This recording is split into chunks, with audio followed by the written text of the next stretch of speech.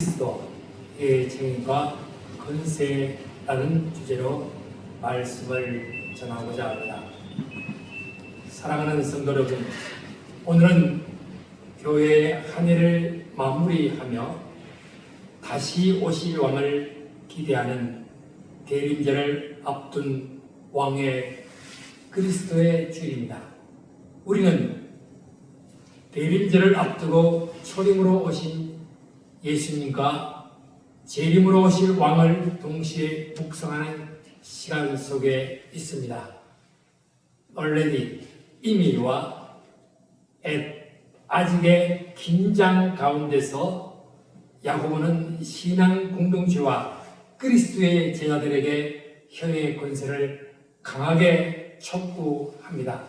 그의 관심은 단순한 언어 윤리가 아니라 말이 세상을 어떻게 형성하고 믿음의 생명을 드러내는가에 있습니다.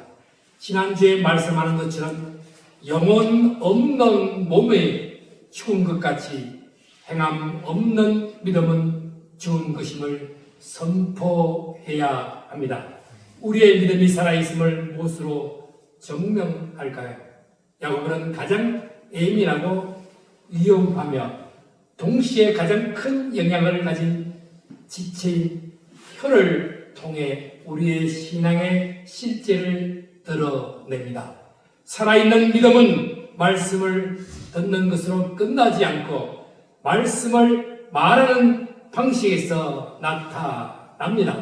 오늘 본문을 통해 우리는 선생의 위엄과 소명, 혀의 파괴력과 길들임의 불가능성, 두 종의 불인 성령의 불과 불의의 불을 대조하며 이사야와 바울의 새 피조물 선언과 연결하여 오늘날 교회의 선생들과 모든 성도가 어떻게 말로서 증거해야 할지를 함께 살피겠습니다. 1절, 2절 말씀 읽겠습니다. 네, 형제들아, 너희는 선생된 우리가 더 큰 심판을 받을 줄 알고 선생이 많이 되지 말라. 우리가 다 실수가 많으니 만일 말에 실수가 없는 자라면 곧 온전한 사람이라 능히 온몸도 굴레 세우리라. 아멘. 선생은 가르치는 자입니다.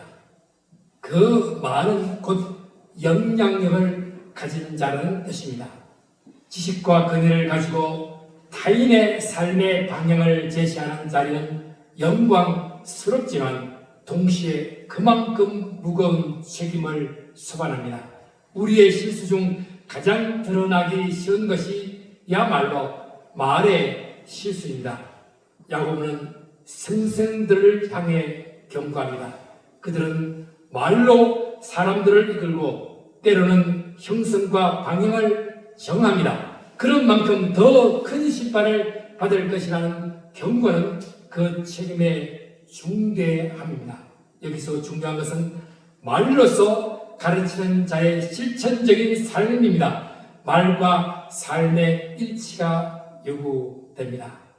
우리가 다 실수가 많으라는 전제는 우리의 연약성을 드러냅니다.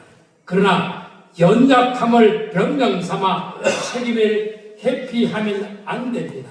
선생은 자신의 말에 대해 책임질 줄 알아야 합니다. 야고보는 말에 실수가 없는 자가 곧 온전한 사람이라고 선언합니다. 말을 제어할 수 있다면 우리는 우리 삶의 모든 영역, 곧 온몸도 굴레 세울 수 있다는 것입니다. 말의 통제는 자기 통제의 정점입니다. 오늘 우리는 왕의 그리스도 앞에서 우리의 혀가 얼마나 그리스도의 통제 아래 있는지 점검해야 합니다. 바리새인과 서기관들은 율법과 전통의 해석으로 사람들을 이끌어 권위를 가졌습니다. 예수님은 그 권위의 오용은 외식과 위선을 꾸짖었습니다. 말이 행동으로 이어지지 않을 때 말은 사람을 오도했습니다. 초대교회에서도 유사한 문제가 있습니다. 신학적 교류의 혼란, 말로서 사람을 정지하거나 양극화를 일으키는 발언들이 공동체의 생명력을 해치곤 했습니다. 역사적으로도 교회는 말의 문제로 수차례 몸살을 앓았습니다. 종교개혁 시대의 부패한 설교로 인한 신앙의 위기, 근대적 정치적 선동의 결과 연루되며 히틀러의 집권에 독일 교회가 독재의 제물로 전락한 것은 일례입니다. 그래서 3절에서 5절 말씀을 읽겠습니다. 우리가 말들의 입에 재갈 물리는 것은 우리에게 순종하게 하려고 그 온몸을 제하는 것이다. 또 배를 보라. 그렇게 크고 강풍에 밀려가는 것을 지극히 작은 키로서 상황의 뜻대로 운행하나니 이와 같이 저도 작은 지체로의 큰 것을 자랑하더라. 보라, 얼마나 작은 불이 얼마나 많은 나무를 태우는가. 야고보는 세 가지 강력한 비유를 들어 혀의 근설을 설명합니다. 이 비유들은 혀가 비록 우리 몸의 작은 지체일지라도 우리의 인생 전체의 방향을 결정하고 공동체 전체를 파멸시킬 수 있음을 경고합니다.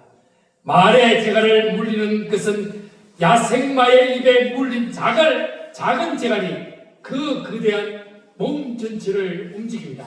달리는 말을 길들지 않으면 망나니가 됩니다. 왜 자갈을 물린 작은 재갈이 거대한 몸 전체를 움직이는 것이 입이 모든 기능을 통제하는 것입니다. 강풍에 흔들리는 큰 배도 사원이 잡은 작은 키, 방향타에 따라 나아갈 방향이 결정됩니다. 작은 키로 큰 배를 움직이는 비유를 듭니다.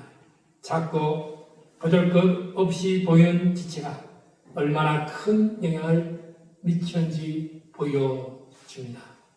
혀는 작지만 온몸을 더럽힐 수도 있고 방향키를 무시하면 3일 전에 일어난 신안 앞바다에 수백 명의 목숨을 담보로 하는 작은 실수로 세월호에 연상시키는 장면을 나누는 것도 단순한 실수로 수백 명의 목숨을 담보로 하고 있다는 것입니다. 작은 불꽃 하나가 거대한 숲을 태워버립니다. 작은 불이 얼마나 큰 숲을 태우는지와 같은 이미지로 말의 파괴력을 보여줍니다. 여기서 우리는 말이 단지 소리의 문제가 아닌 실제적인 파괴력인 인간관계의 파괴, 공동체의 붕괴, 명예의 실추를 낳는 현실을 보게 됩니다. 혀는 불이며 불의 세계라 했습니다. 이 불은 삶을 태우는 힘을 지녔습니다. 다윗 시대에 나발이라는 자가 있습니다.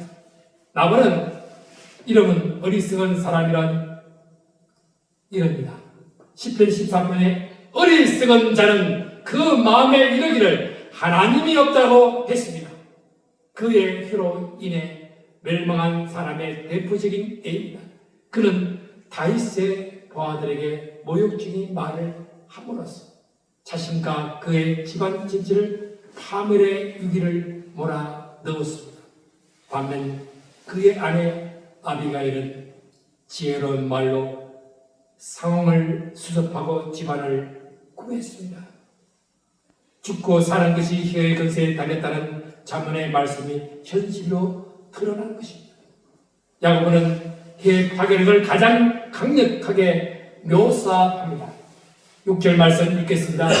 혀는 곧 불이요 불의의 세계라. 혀는 우리 지체 중에서 온 몸을 더럽히고 삶의 수레바퀴를 불선하나니 그 사는 것의 지옥 불에서 나느니라. 혀는 단순한 실수가 아닙니다. 그것은 불의의 세계이며 지옥 불에서 나온 파괴적인 힘입니다. 우리의 삶의 수레바퀴, 즉 우리의 인생 전체를 끌고 가는 모든 관계, 꿈 일터를 태워버릴 수 있다는 것입니다. 오늘날 SNS와 대중매체는 이 혀의 불이 삽시간에 번지는 불의의 세계가 되었습니다. 우리는 이 시대의 정치와 사회에서 금물수수와 혐오로 가득 찬 언어가 어떻게 공동체를 파괴하는지 목격합니다. 정권을 잡던 정적을 끌어내던 그 목적을 위해 상대방을 정적으로 삼고 인격을 말살시키는 극단적인 언어는 수많은 사람을 절망과 극단적인 선택으로 내모입니다.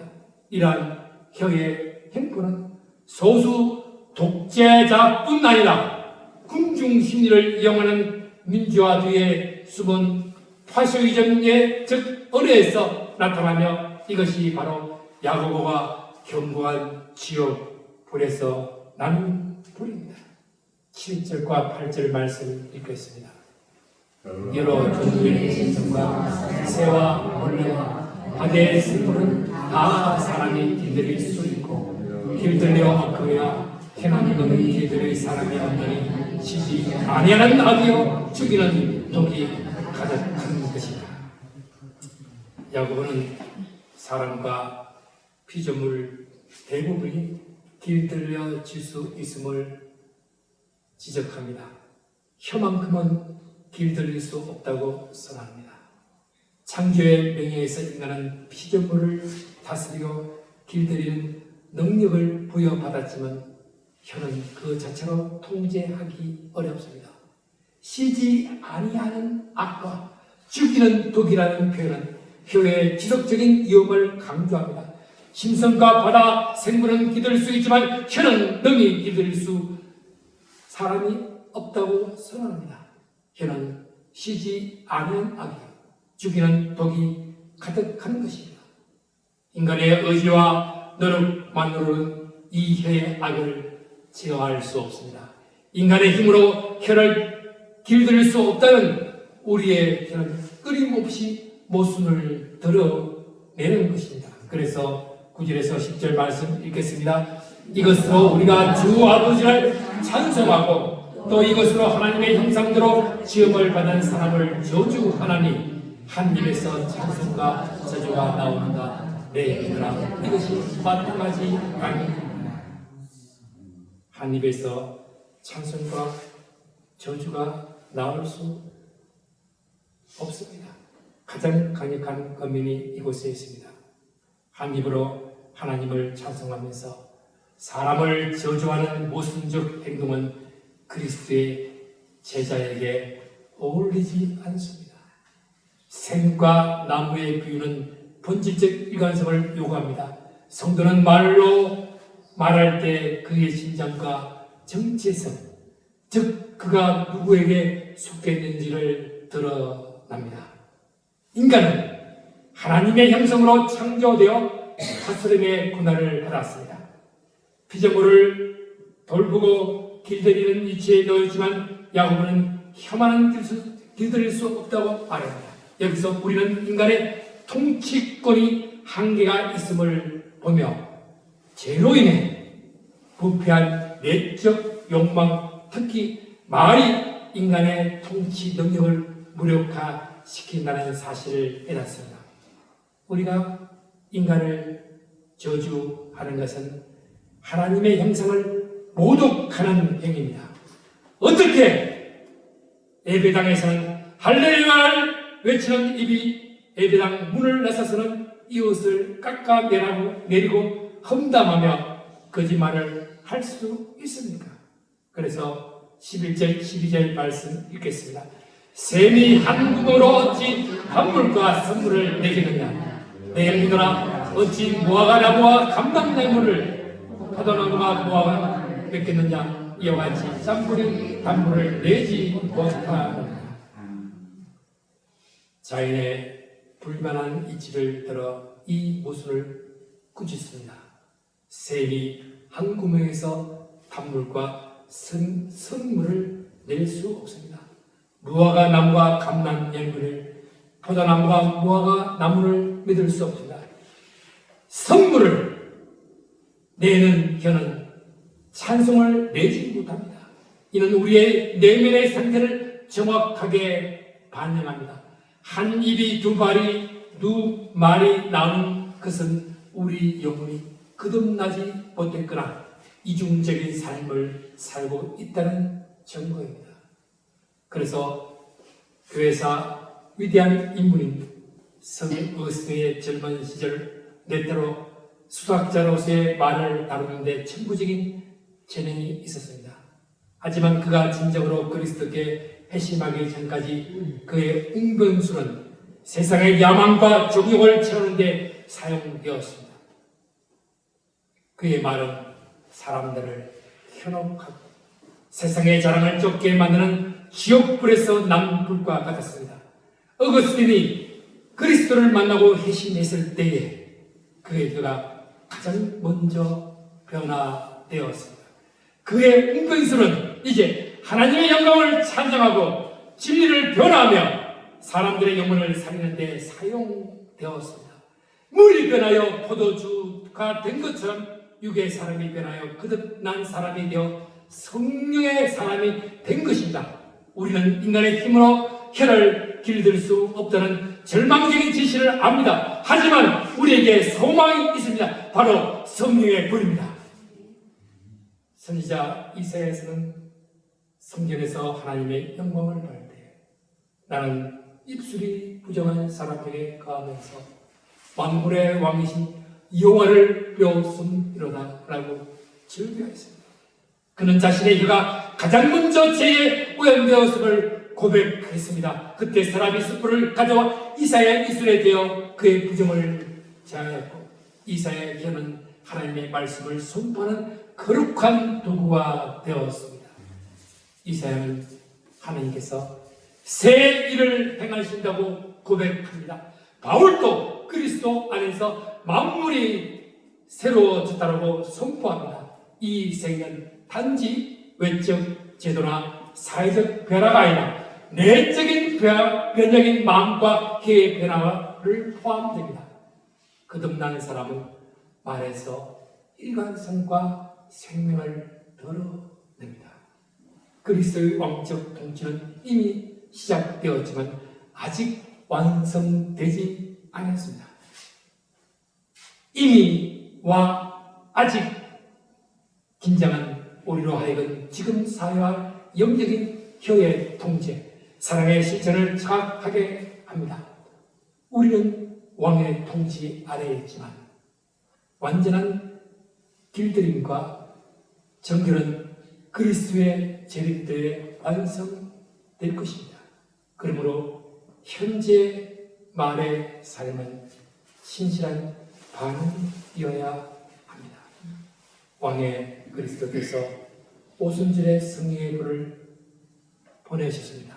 이 성령의 불은 우리를 태워 엄면한 지옥 불이 아니라 우리의 죄를 태워 정결하게 하는 은혜의 불입니다. 이 불만이 우리의 혀를 길들이고 짠물을 단물로 변화시키며 우리로 하여금 찬송과 떡을 세우는 말을 하게 만듭니다. 성령의 불은 정결과 변화의 불입니다. 오순절의 불구성 회개와 부르심을 낳고 참된 공동체를 세웁니다. 이 불은 진리와 사랑에서 사람을 변화시키며 말이 참되고 건축적인 방향으로 흘러가도록 합니다. 사탄의 불인 불의의 불은 분열과 파괴의 불입니다. 분열을 저장하고 사람을 조종하며 공동체를 해체합니다. 이는 야고보가 말하는 죽이는 독과 같습니다. 우리 말이 어떤 불에서 오는가를 분별해야 합니다. 지옥 불의 불씨를 성령의 불로 끄십시오. 우리에게서 나오는 저주, 험단, 거짓말의 불씨가 있다면 지금 성령의 정결케 하는 불로 그것을 끄고 대신 이웃을 살리고 세우는 사랑의 불을 지펴야 합니다. 사랑하는 성도 여러분, 왕의 그리스도 주인에 우리는 우리의 삶의 방향키인 혀를 주님께 맡겨야 합니다. 혀의 작업을 예수님께 드리십시오. 우리는 다 실수가 많습니다. 하지만 우리의 입에 재간을 물리고 삶의 방향을 조정하시는 분은 예수 그리스도이십니다. 모든 성도는 혀를 다스리는 훈련을 통해 공동체를 세워가야 합니다.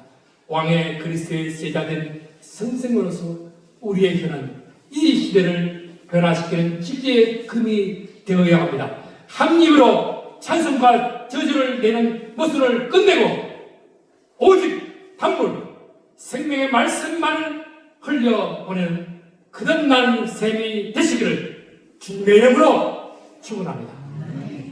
기도합시다. 나는 입술이 부정한 자라고 고백했던 이사야처럼 오늘 우리도 무릎을 꿇습니다.